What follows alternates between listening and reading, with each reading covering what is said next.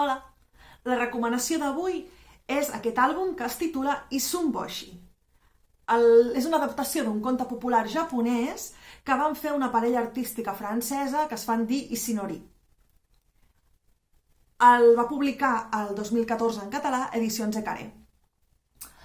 En aquest cas, és una adaptació d'un conte popular japonès, però si us dic el subtítol, que és El noi que no era gaire més alt que el polze, potser us transporta a un personatge de la tradició europea.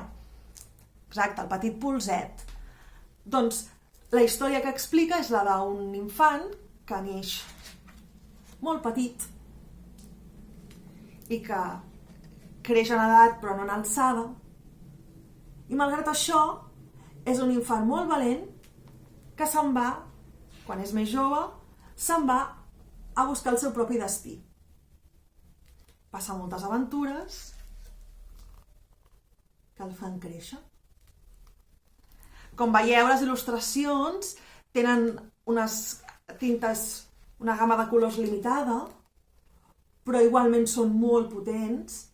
La tècnica de reproducció que van fer servir va ser la serigrafia, i és que els Isinori són uns dissenyadors que exploren les tècniques tant de creació com de reproducció.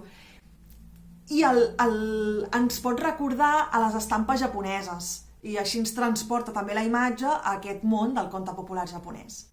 Si us ha agradat, el podeu venir a buscar a Can Butjosa.